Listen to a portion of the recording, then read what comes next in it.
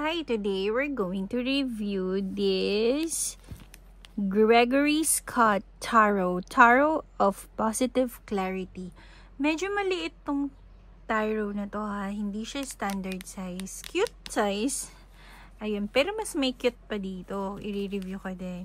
Itong Aura Portable. O, diba? So, ayan. Try natin. Open na natin.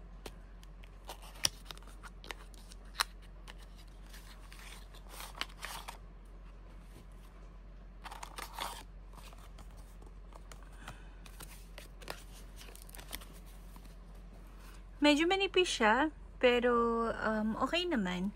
Ang texture niya is may pagka-matte, pero hindi pang matte na madali mo siyang ma-shuffle. Ganon. Okay? Pwede ba tayo mag-reverse reading? Yes, pwedeng-pwede. Hindi siya halata. Ito yung reverse, ito yung upright. So, gaano ba siya kalaki? So, kuha tayo ng standard size of tarot para ma-compare natin siya.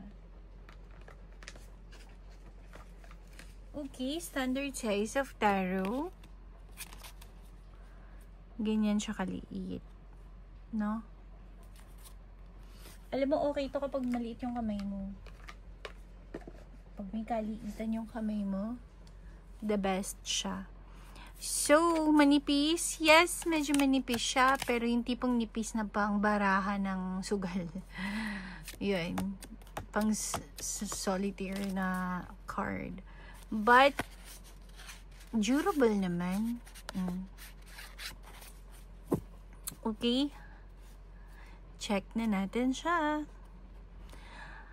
So, ilalagay ko siya dito. Maglalagay ako ng sounds. If masyadong mabilis, you can pause it. If, yun, maglalagay akong music na lang. Okay?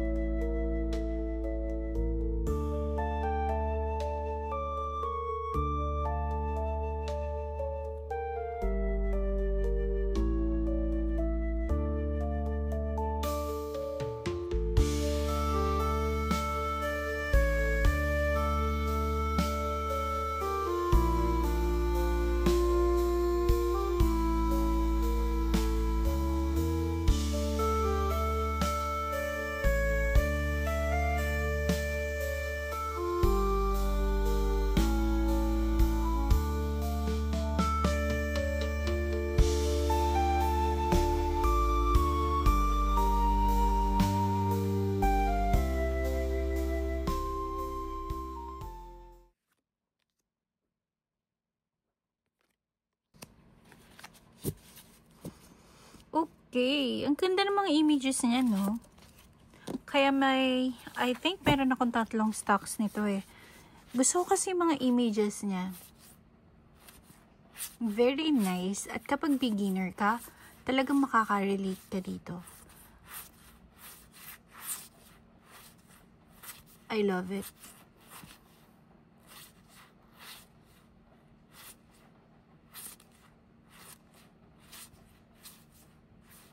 Diba?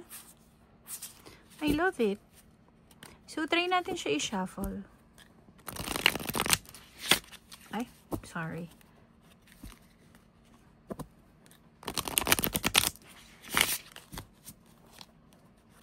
Pwede talaga ito sa mga maliliit na kamay. Yung medyo maliliit na kamay. Akmang-akma ito. Pero ako kasi malaki kamay ko, kaya mas prefer ko talaga yung medyo standard size or bigger. Kasi malaki yung kamay ko eh.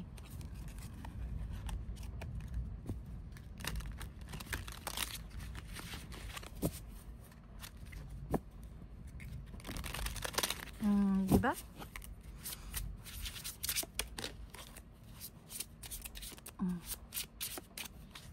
Try natin pag ganito.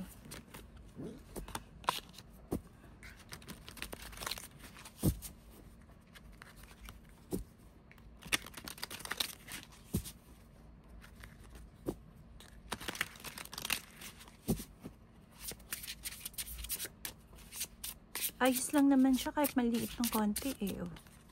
O, try natin mag-reading ha. Sample reading. Person in my mind. What is his feelings towards me?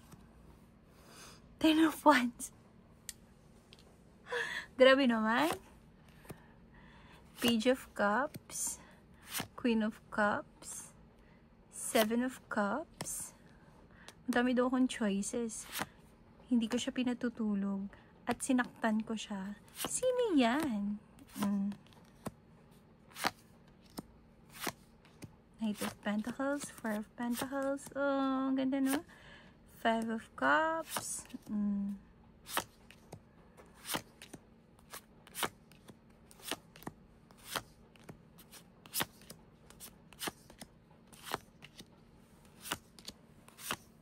Ganda.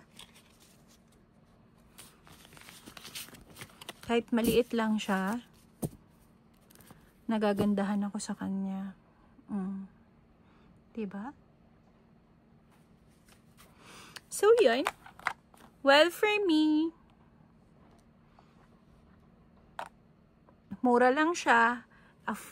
Mura lang, affordable pa. Very affordable type of card. Tarot card deck na pwede nyong pag-umpisahan if beginner kayo. Kasi, yung images niya, very, madali siyang intindihin. Tapos, hindi pa siya mahal.